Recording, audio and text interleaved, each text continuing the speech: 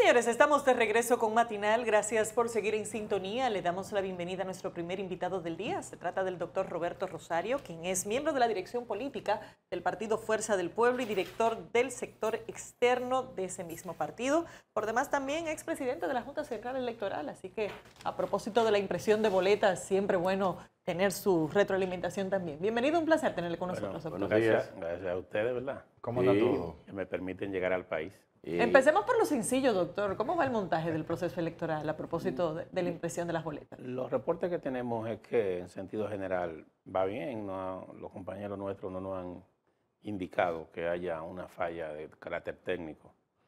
En el cronograma, más bien le están dando seguimiento. La Junta todavía le falta pronunciarse sobre algunos pedimentos, una carta que le enviaron las organizaciones que conformamos el bloque opositor, en las cuales señalamos una serie de medidas de carácter administrativa que deben tomarse para garantizar la transparencia y la equidad en el proceso.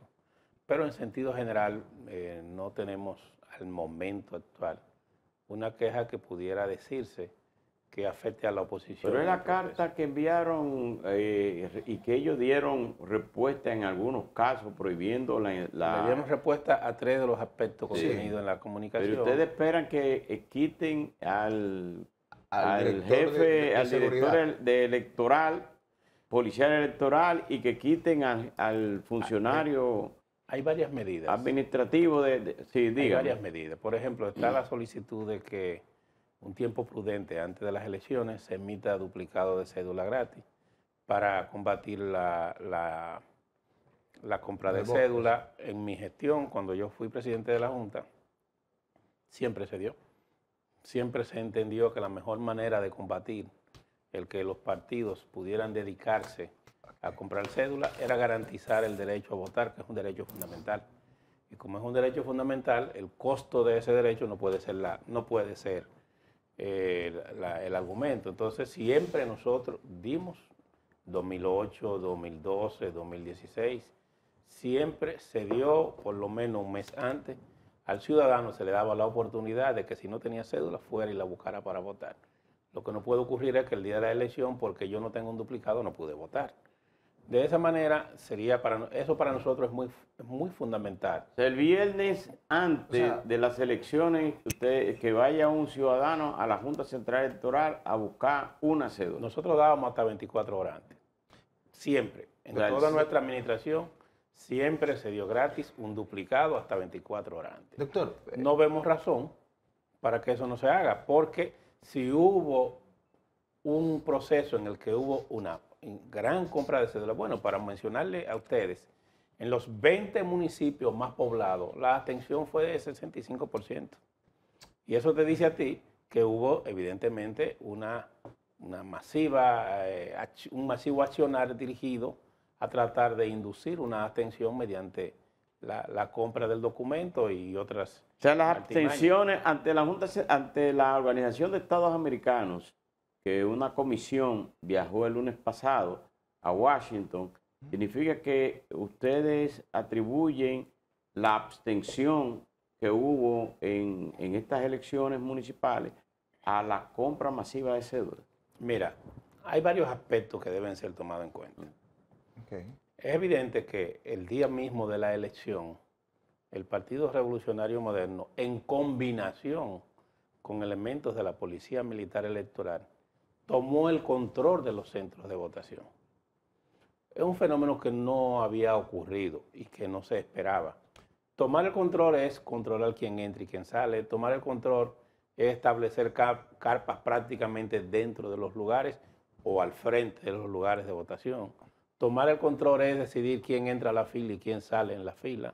Tomar el control significa establecer un grupo de personas acosando al elector dentro del lugar de votación. Entonces, son prácticas que nosotros decimos que si se presenta, se van a convertir en un elemento de violencia. ¿Por qué? Porque eso no tuvo mayores consecuencias, porque fue una elección municipal donde los intereses eran exclusivamente intereses locales. Ahora es una elección nacional donde todos los partidos van a estar presentes, sí. Y si eso ocurre, no es verdad que la oposición lo va a tolerar y va a ser un elemento innecesario de fricción. Para evitar que eso ocurra, le hemos dicho, miren, tomen la medida.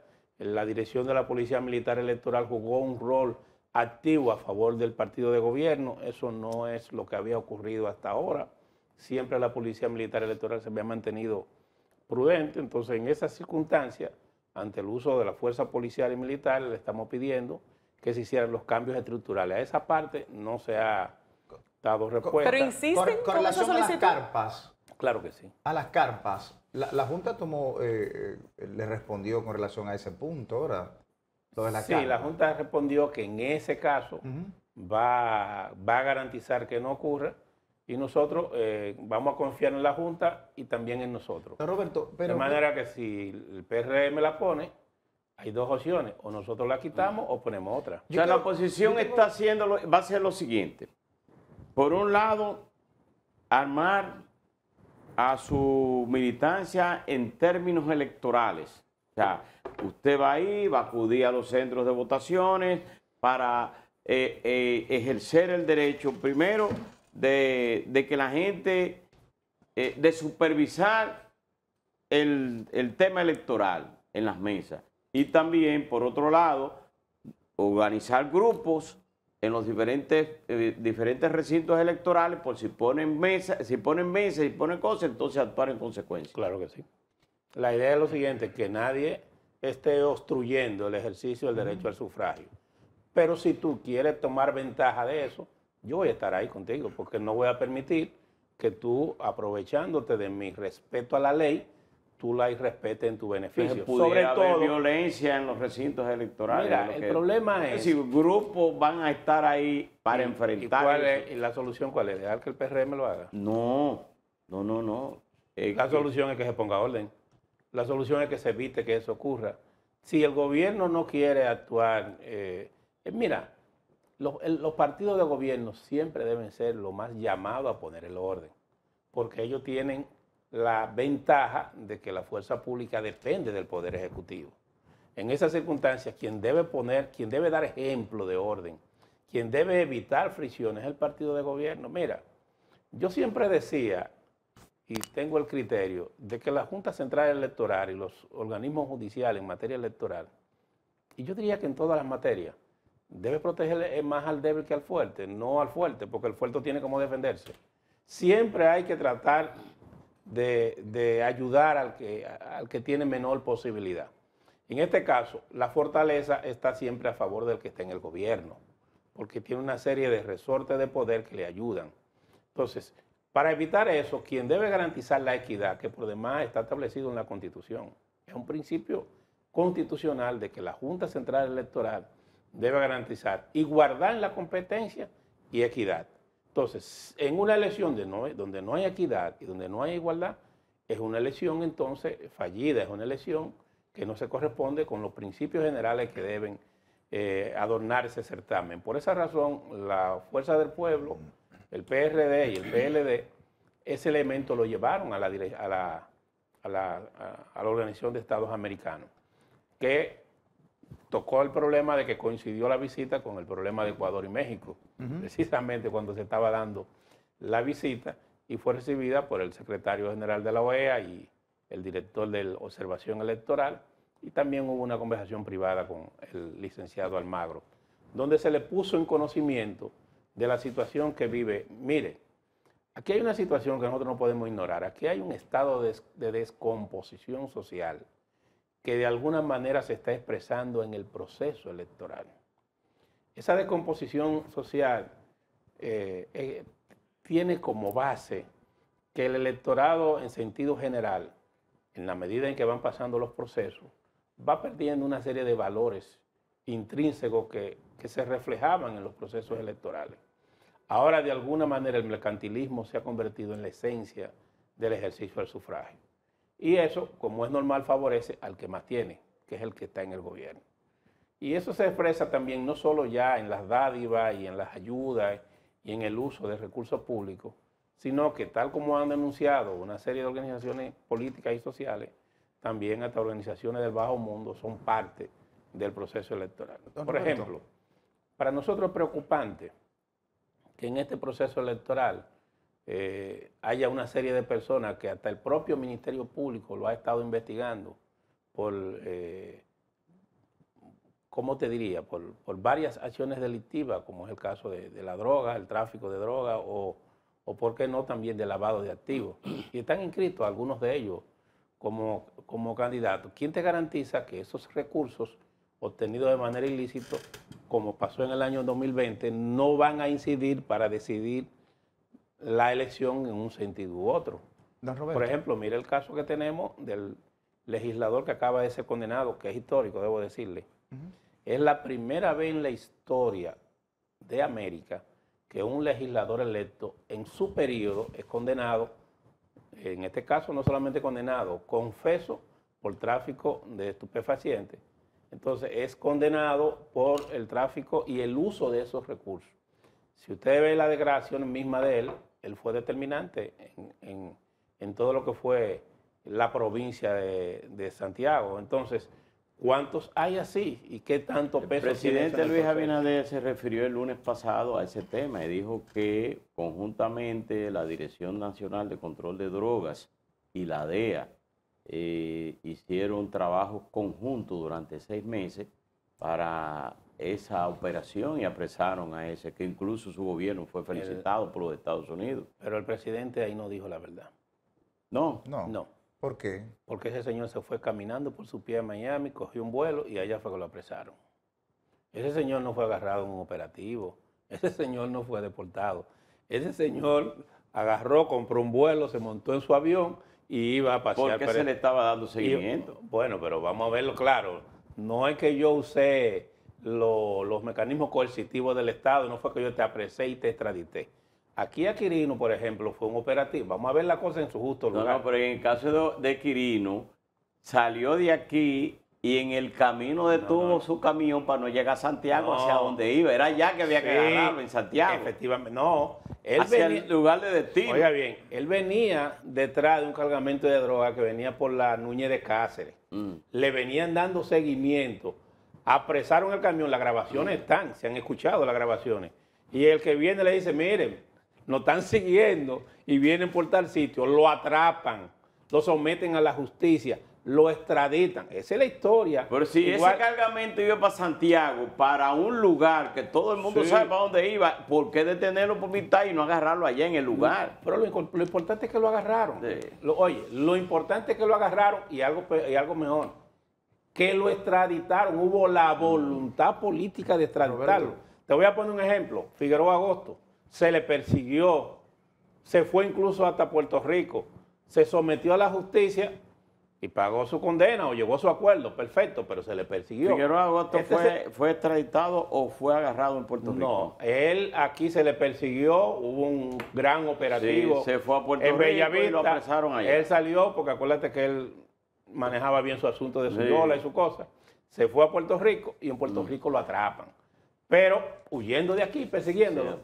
En este caso, este señor, Miguel Gutiérrez. Miguel Gutiérrez no hizo eso. Miguel Gutiérrez compró su vuelo, se montó en su avión y cayó allá. Entonces, la película que queremos vender de que fue perseguido no es real. Ese señor se montó, pero de igual manera hay una serie de personas que están en un expediente que tiene un nombre raro ahora, no sé cuál, que incluso están siendo señalados y algunos de ellos son candidatos. Entonces, la política de lucha contra el narcotráfico tiene que ser transparente. Y esa transparencia debe empezar por la política. No es posible que los estamentos públicos estén siendo penetrados, nunca como ahora, en el tema del narcotráfico. Y si en adición a eso tú tienes los recursos del Estado y también tienes que detrás de ti están tratando de guarecerse gente que trafica con esa sustancia y tienen grandes cantidades de dinero, la oposición no tendrá oportunidad de Por eso competir. perdió la fuerza del pueblo y yo la creo que Alianza Rescate. No, yo creo que esa es una ventaja que ningún partido debe tener, ni de oposición ni de gobierno, porque eso contribuye a la destrucción de la sociedad. Ahora, lo que lamento es que nunca había llegado una penetración tan grande como ahora en los estamentos estatales. Ese es el tema. Doctor, Don Roberto, ¿qué pero- está pasando en la Fuerza del Pueblo y el PLD también, aunque le concierne menos? que se ha visto una estampida de militantes hacia el oficialismo. De los más recientes y más importantes, el caso de Carlos Guzmán, actual alcalde de Santo Domingo Norte, que perdió el proceso electoral en febrero. Y el candidato a senador de Samaná y de San José Y de de Ocoa. Ocoa. Si no le Hay otro preocupa de esa Higüey. situación, ¿no le Mira, no, el candidato de Higüey no. El senador de Higüey hace... Senador de Higüey. Sí, eso hace como 2 años que no está en la Fuerza del Pueblo. Y el candidato nuestro allá se llegó a un acuerdo llevando al candidato del PLD, a Juan Julio Campos, que es un comunicador, que es quien va como candidato a senador de las Fuerzas Aliadas. En el caso de Carlos Guzmán y del senador de Ocoa. Mira, en el caso de Ocoa es un caso que personalmente yo tuve que ver, porque fue un caso que fue a la Alianza Rescate RD. Los 3 partidos, el PRD tiene un candidato a senador, una candidata a senador que proviene del PRM. Y el PLD tiene un candidato que lo aporta, en este caso, el partido Opción Democrática, una candidata. Cuando nos sentamos a discutir el caso de Ocoa, le pedimos al senador que aceptara que hiciéramos una encuesta y que el que tuviera más harto en la encuesta fuera el candidato de las 3 fuerzas políticas. El senador siempre se negó a eso. Él nunca quiso que se hiciera una encuesta. Y le decíamos, mira, pero a lo mejor tú vas a ser favorecido porque el acuerdo es que el que gane la encuesta va a ser el candidato de todas las fuerzas unificadas. Como él no quiso, no aceptó que se hiciera esa encuesta para llevar un candidato único, cada partido entonces terminó llevando su candidato propio. Y entonces él se molestó y dijo, o ha argumentado públicamente, que al no lograrse que los demás partidos lo apoyen, él no va a ser candidato a senador. Esa es la realidad de lo que pasó en Ocoa, porque es un tema que personalmente ¿Y en Samaná? yo me vi involucrado. En Samaná es un caso digno de estudio. Él estaba encabezando las encuestas. Él estaba por encima de Pedro Catrén en las mediciones que nosotros hacíamos. Y de repente termina dando este paso. Es digno de estudio. Esa sonrisa suya como Pero- que hay algo pero pecaminoso. venga acá, tiene. los candidatos no se hacen Doctor. harakiri de esa forma. ¿Esto tendría un Edino, impacto negativo en las elecciones de mayo? Mire qué es lo que yo creo. El presidente Fernández ha hablado de lo que él llama la dinerocracia. ¿La? La dinerocracia. Ok. Hay un proceso, el proceso original que yo hablaba de la descomposición que se está manifestando en la política ha llegado muy profundo. Y el partido de gobierno no ha respetado ni siquiera candidaturas inscritas.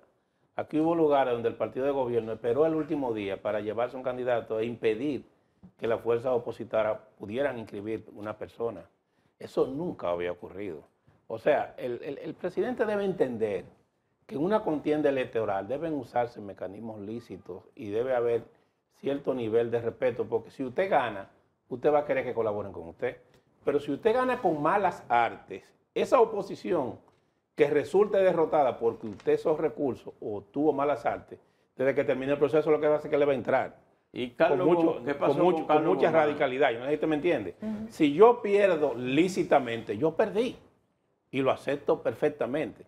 Pero si usted me gana porque usted agarra y me compra a mi gente, o si usted me gana a mí porque usted usa malas artes, usted tiene que saber que va a tener que confrontar 4 años de una dura oposición. Pero, Yo no creo pero que eso es lo que le conviene Luis a la ha asumido esos 4 años de oposición, porque durante la No. misma campaña, No, en estos 4 años Luis ha estado solo.